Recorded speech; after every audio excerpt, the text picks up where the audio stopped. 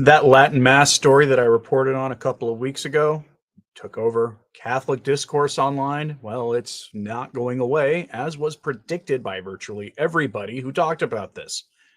When the documents were leaked, given to Diane Montagna, a Catholic journalist who famous for giving during the Synod on Synodality all the synodalist cardinals who are running the synod a hard time by asking them actually very hard questions on camera and full of the whole world to watch. She had been handed documents by a source in the Vatican showing that Pope Francis and Cardinal Roach weren't exactly telling the truth about the motivation for Traditionis Custodes. They told us that they had done a survey of the world's bishops and that the bishops told them about all these problems that required the traditional mass to be suppressed.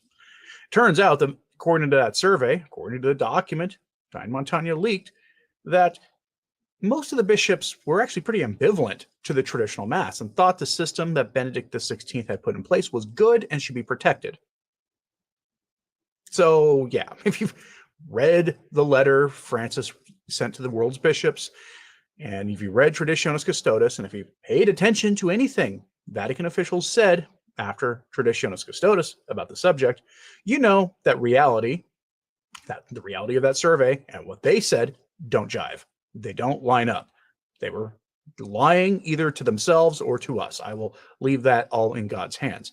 This sort of points to a problem here, that there is open hostility to the Old Mass, to the traditional Latin Mass, or to the Vitus Ordo, as some call it.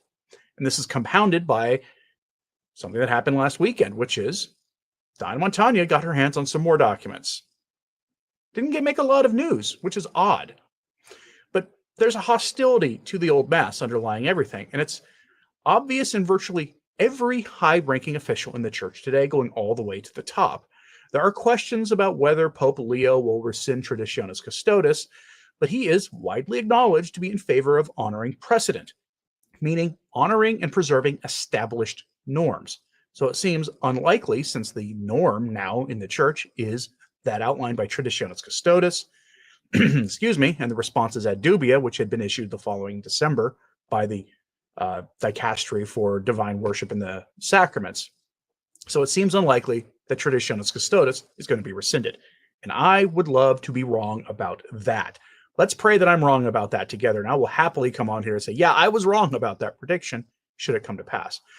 But the signs just aren't there. Now, that having been said, out of the last place on earth, you'd expect an acknowledgement of this problem came just that, an acknowledgement of the problem and that this hostility causes. And so, brace yourself for this. This is probably the most rational take I've ever seen from the German bishops, from their official website, katholisch.de. Headline: the Old Mass, in quotes, is not simply about liturgical diversity. There is a sort of a talking point among some defenders of the traditional Mass. You can tell the ones who make this argument generally are not fans of it, but they are not for suppressing it. They actually agree that it should be available to whoever wants it, but they don't want anything to do with it themselves. And that sort of meme is this, that it's good to have liturgical diversity in the church. That has never been the argument of traditionalists. About, well, say the more moderate traditionalists like myself, who don't generally argue for banning the new Mass or anything like that.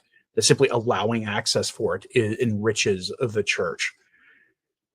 But here, this is a weird breath of fresh air from the German bishops that sets up nicely the scandal that this new document leaked by Diane Montagna has created.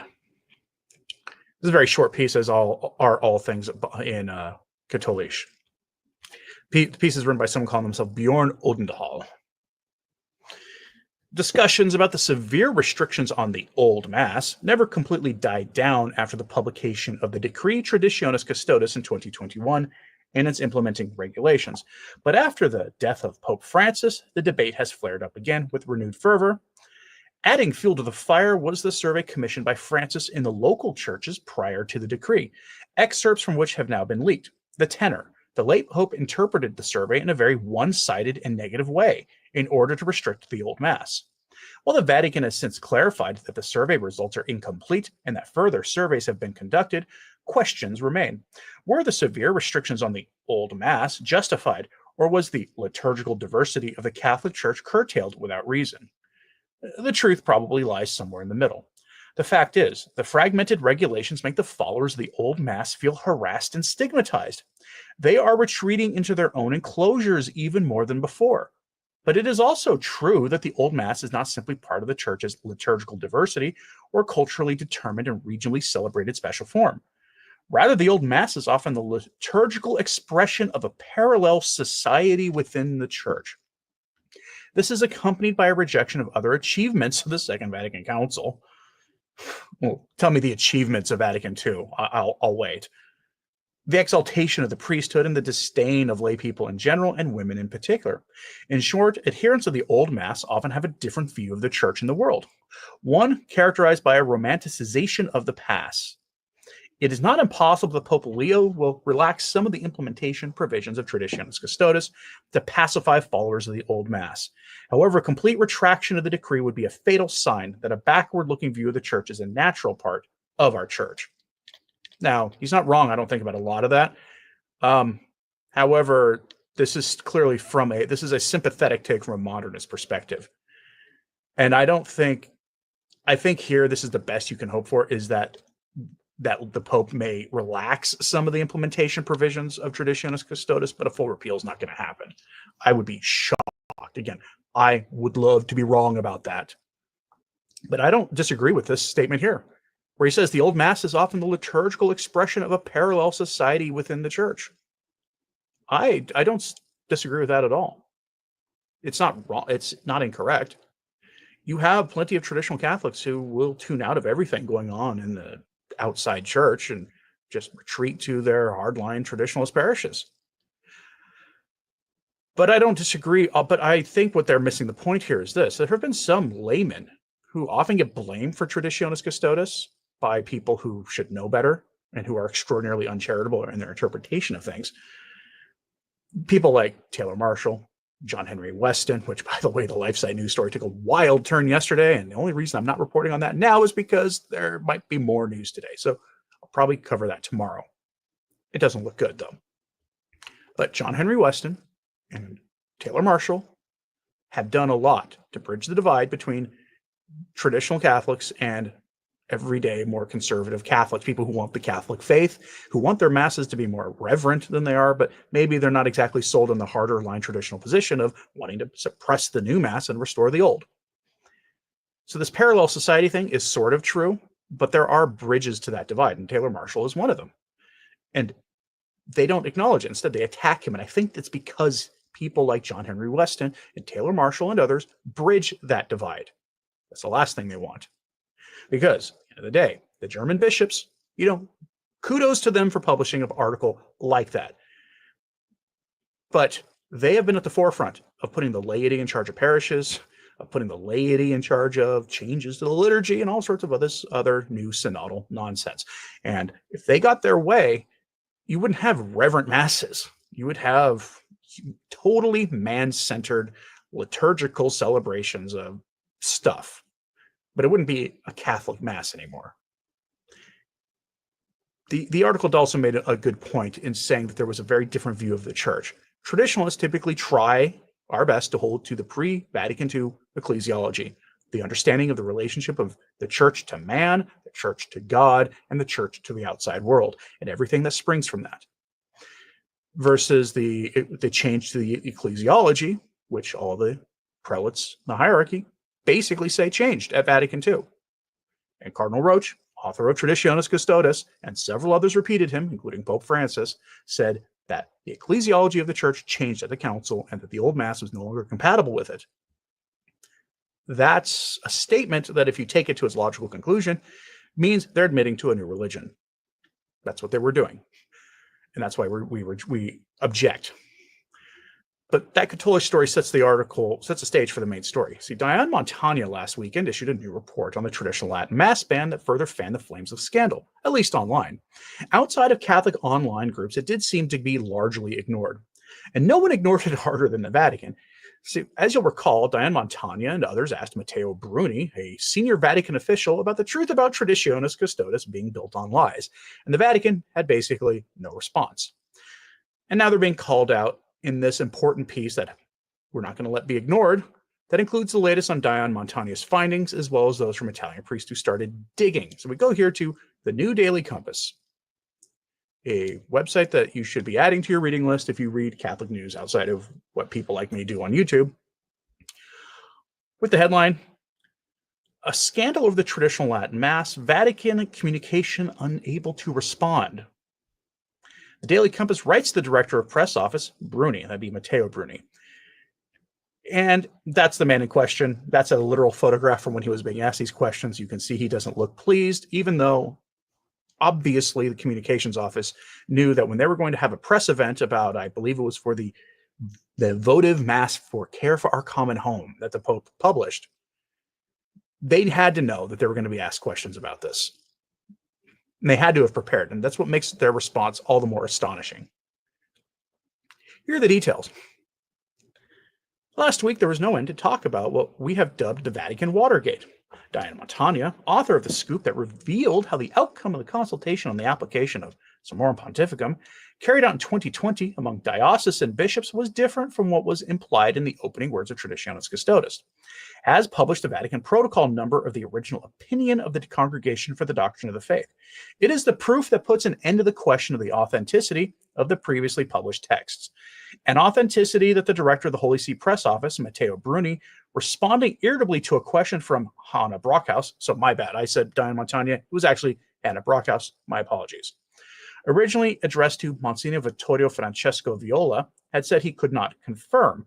The Vatican spokesman had also claimed that the material made public by Montagna was, quote, presumably part of one of the documents on which the decision was based, and as such fuels a very partial and incomplete reconstruction of the decision-making process.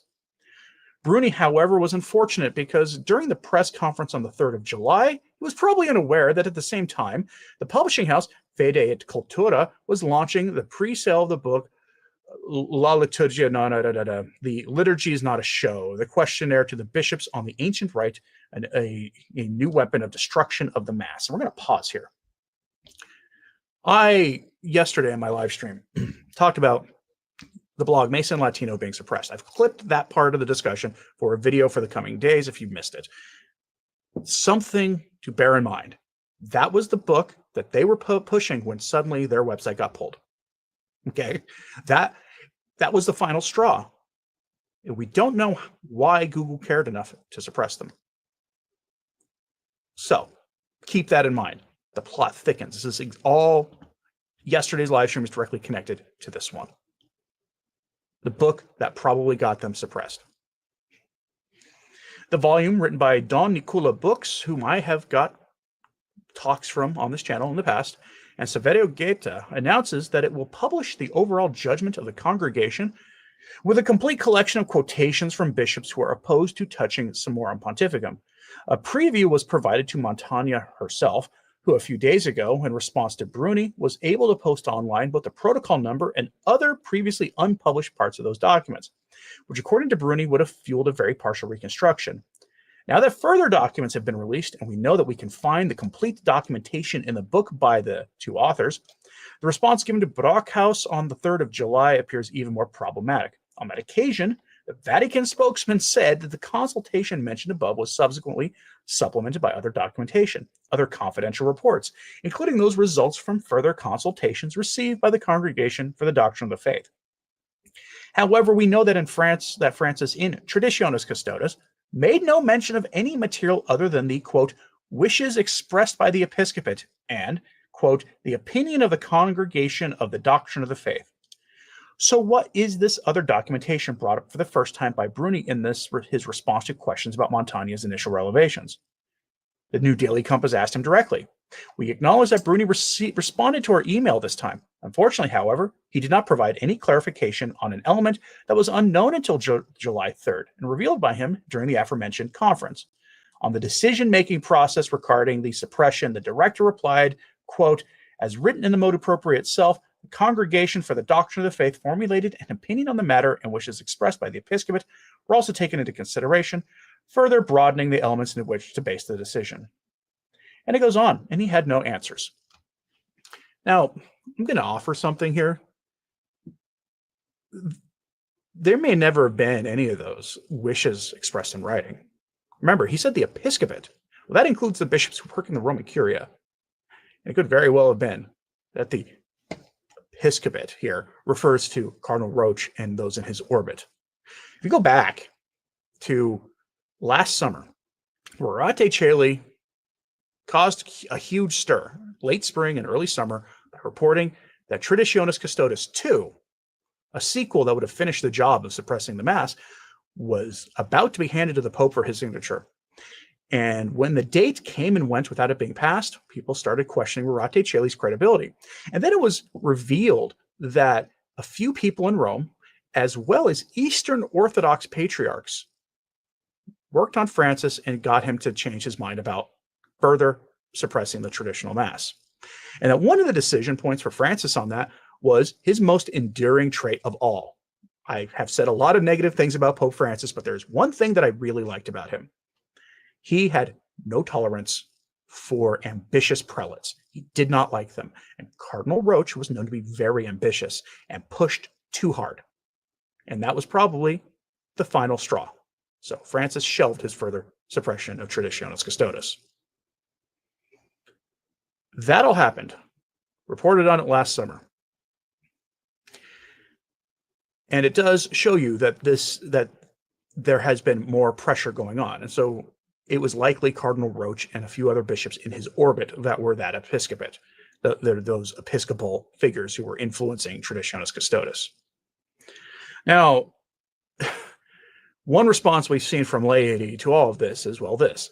Why don't good bishops simply ignore Rome? Why doesn't the Vatican ignore Traditionis Custodes? The answer is pretty straightforward, and it's presented here in a short piece that I'll go over parts of, not the whole thing, from Phil Lawler over on his Substack. I recommend you go find him. He does tell you that he doesn't think that Pope Leo will repudiate Traditionis Custodes. And he starts there. I agree with him. And for the reasons I said before, he likes precedent. And he's responding here essentially to why don't either Rome or good bishops ignore it. And here he says there are two problems with this. First, the TLM was not thriving under Summorum Pontificum. That is true. Summorum Pontificum was supposed to allow any bishop and any priest who wanted the traditional Mass to offer it. The problem was a lot of priests wanted to, and their bishop said no, and they ignored tradition. They ignored Summorum Pontificum. On paper, every priest was authorized to celebrate the traditional Mass, and any stable community was free to ask for the ancient liturgy. But in practice, bishops hostile to tradition made it known that a priest who dared to schedule the traditional Mass would face adverse consequences. The papal document said that priests did not need special permission for the old liturgy, but many bishops said they did. And the diocesan bishop, unlike the pope, who could make life miserable for a priest who disregarded him. If Traditionis Custodes were rescinded tomorrow, the same situation would apply. The TLM could flourish in dioceses where the bishop was favorably disposed. No doubt a great number of bishops would smile on the ancient liturgy if they did not fear incurring the wrath of the Holy See. So the look the other way approach would have some real benefits in some dioceses, but not all, probably not even most. Second, a conscious decision to ignore a law undermines not only that law, but all legislation. Traditionis Custodes, together with the draconian clarification by Cardinal Roche, is now the formal policy of the Holy See. If Vatican officials refuse to act on violations of that policy, aren't they inviting challenges to other rules? Keep in mind that Pope Leo XIV is trained in canon law, and his papal leadership to date shows his keen interest in following established norms. And then he offers you a way out. Pope Leo could commission a group of prelates to examine the situation today and conclude that the conditions that prompted Pope Francis to issue Traditionis Custodes, if they ever existed, which they didn't, but never mind that, do not exist today, so the document can now be retired. And that is the only way out, really. Because if you get the Vatican ignoring essentially the rule of law on this, you're opening a can of worms. And we haven't had any bishops get canceled yet under this pontificate, to my knowledge. But this is a way to invite them if we invite that to happen, if bishops started opposing Traditionis Custodes openly by violating the rule of law, essentially, for the church, even though Traditionis Custodes is itself a lawless document. And that is the way out, though. The only way out, really, is, since it seems unlikely that Leo is going to undo Traditionis Custodes, that he could just commission a synodal type study and conclude that it doesn't apply anymore, and then move from there. Now, some people are questioning why are there crowns next to people's names. I can't see that on my end, but I will say YouTube did change how the algorithm works. I talked about this yesterday. A lot of people starting in June noticed that their views crashed, and it was simply that YouTube wasn't sending their videos out to people nearly as much anymore. And it has to do with engagement, meaning, are you chatting? Are you leaving comments? Are you leaving likes? So not only on my channel, but anybody you like, and I'm going to say this especially for Catholics and maybe smaller independent content creators, leave a comment, hit the like button. If you're in the live chat, because it drives the engagement, which then prompts the algorithm to push the video out more. That is a free way you can help any content creator you want, and especially, I think, given the importance of some of the work of our colleagues here, to do that. It doesn't matter if it's just me, Avoiding Babylon, Brian Holdsworth, whoever. You'll help them out that way. That's probably why you have the crowns next to your name, is you're probably people who typically engage. Let me know if you're watching this later after the live stream as just a regular video, and if you see that in your thing, I would be very curious. But how did we get here to this place where the traditional Mass is still 60 years after Vatican II, the subject of these debates? The roots of the present crisis stretch back well before Vatican II. This is why during Francis's alleged pontificate, I hammered home the idea that he was not the problem. That this is a problem that every pope since Vatican II has been part of to some degree. This is a problem that goes back to before Vatican II. At Vatican II, you had a group of experts who took advantage of the situation and manipulated a lot of bishops who then went along with it. In the 1940s, by the 1940s already, there was open hostility to tradition coming from clergy and bishops. All you have to do is read almost any competently written history on the state of the crisis in the church. You'll find this problem going back to the 1940s. And if you read just papal writings, you will see in the 19th century, Leo XIII, Pius IX, Gregory XVI were all writing documents about sort of a corruption of theology in the church already at that time. The seeds of the revolution had already been sown. And Dr. Kwasniewski has posted this article that I'll go over here in a second on how religious and priests can halt the crises they face with vocations and community life, which are an outgrowth of this whole problem. And in his response, he tells them to re-embrace tradition. And I'm going to skip over most of that, but he explains how we got here in the article. So let me show you his post on X, and then I'll go over to his article here. I'll have all these things, by the way, posted in the show notes at returntotradition.org or the new Anthony Stine Substack. Links will be in the description box after this video. Follow me on either of them. That's where I post all my sources. But here is Dr. Kwasniewski saying, I once received a letter from a religious superior who explained that his community has been quietly integrating the traditional Latin Mass into its life, with several younger members learning the Mass and beginning to delve into the breviary. All were benefiting from it, but they felt they had so much more to learn. He asked me for advice and reading recommendations. He also noted that while some prelates had encouraged them to learn the TLM, others had strongly discouraged them and asked me why I thought there was such a sharp division among prelates. Then he posts that with his article to show you the division. I'm not going to go over the whole article. I'm skipping here to the end, which is where he goes over everything. And it's that new liturgical movement. You skip all the way down here.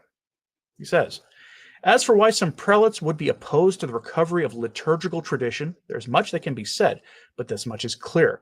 There was a mighty epidemic of identity, confusion, and tradition bashing that took place overtly between 1965 and 1975, but which had roots in the 1940s, and of course going back to the late 19th century, with the modernist controversy to which Pope Pius X responded. Once Catholics begin to study these matters in depth, they usually realize they've been had, to a greater or lesser extent.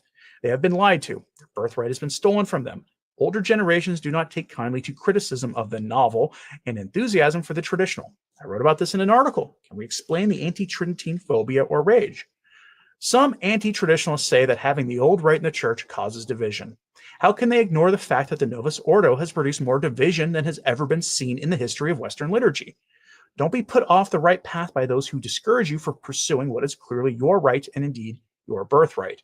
It seems to me that the most of the opponents of the old rite have never celebrated the old form of the Mass, the Usus Antiquor, themselves. In my experience, this is the Rubicon. When you know in your heart, in your bones, that this rite was made to be prayed, that it is Christ's fiery offering of love, offered in and through his altar Christus, it becomes impossible to walk away from it, much less to suppress it, without sinning against the light.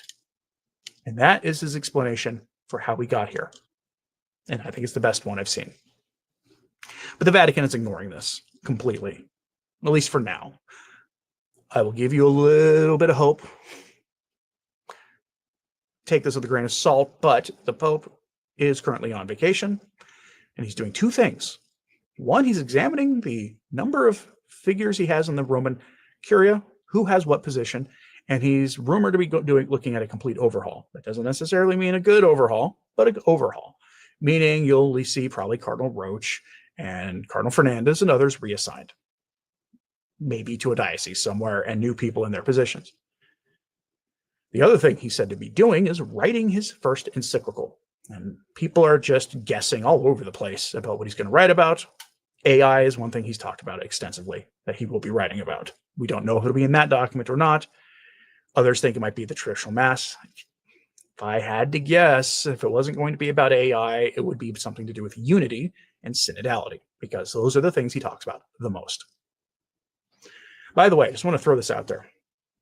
There are a number of YouTube channels with Pope Leo XIV's name in them.